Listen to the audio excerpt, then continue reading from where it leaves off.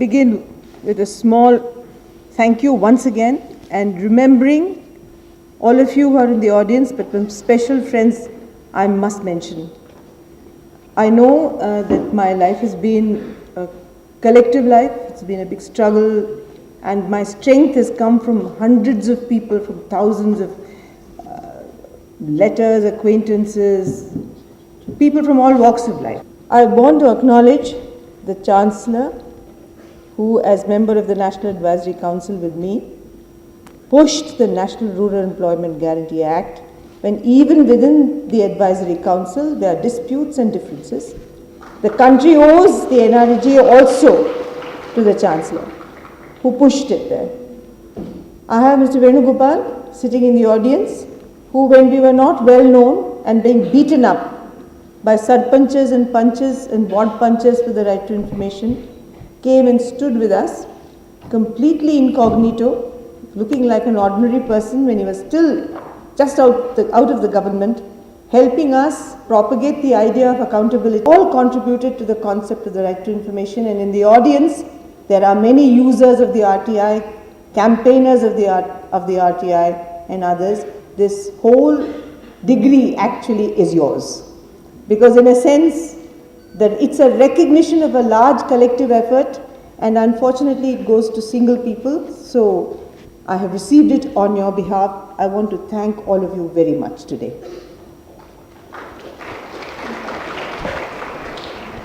I have opted to talk about democratic governance because it is really a contemporary discourse. But actually the subtext of my heading, which says the challenge to the Indian Constitution in a neoliberal world, gives you the context of my concerns. Because I do come, and my constituency is the poor. My constituency is rural India. And I can't show you where I live today because there is some mismanagement in my part. But I wanted to show you the small hut in which the Mazdoor Kisan Shakti Sangathan began its life and continues to stay. Because we feel that the other side of India is still invisible, no matter what we do. And it's very important to bring their concerns out into the public domain. And by and large, and all of us, owe the poor peasants and workers of central Rajasthan a great debt, because it was their persistence and their understanding that made us all understand the importance of transparency and accountability in governance. And they stayed on the road for more than 14 years, fighting for it, leaving their homes, coming and staying for days and days on roadsides in dharnas and protests asking for information. Anyway, but today, in today's contemporary world, in the days of tumult and new happenings and hope, I do think that the question of governance is extremely important. Till 20 years ago, most of us in the world of social activism dismissed governance as a non-issue.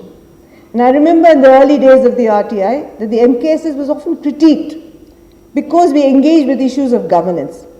And there were two aspects to this critique. The first was that we were asking for transparency and accountability, which was an esoteric concern of seminar rooms and bureaucrats.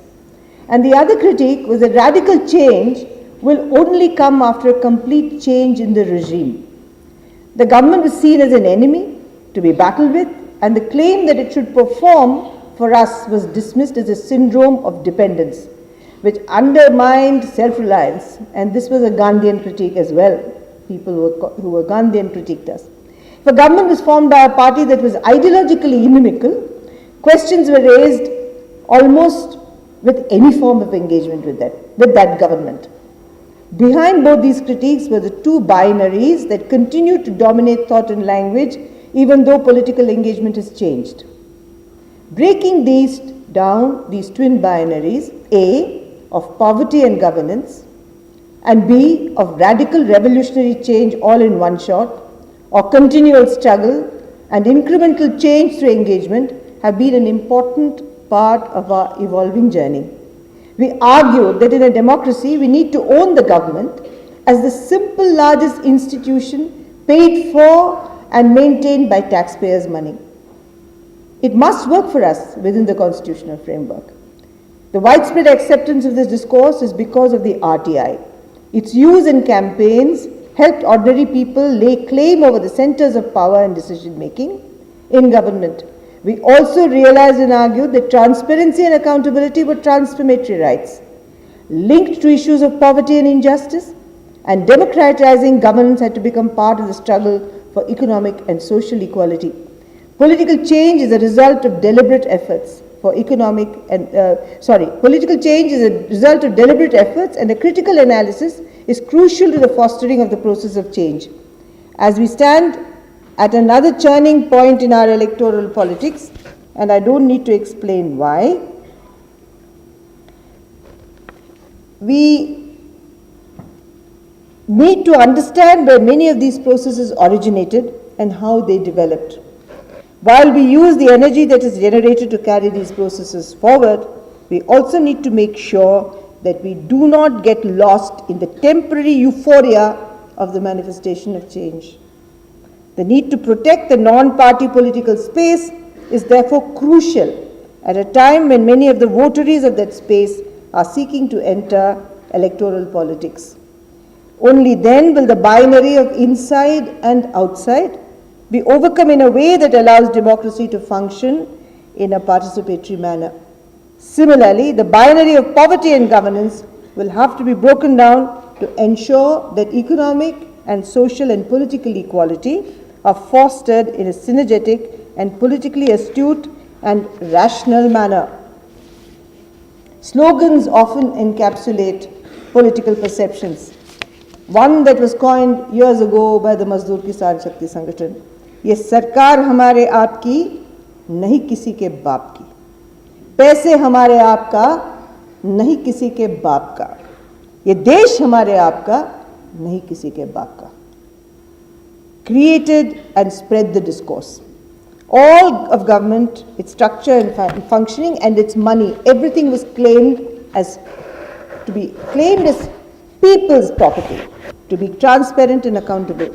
The new currency was information, and it even replaced the bribe in a new and powerful form of demand and supply, where integrity remained intact and rights were protected. Ordinary central Rajasthani villagers made the quantum leap from indifference to engagement and from passivity to action. It was something worth the seeing. The RTI as a fundamental right has distributed power. It has also empowered other campaigns with valid data to form public opinion.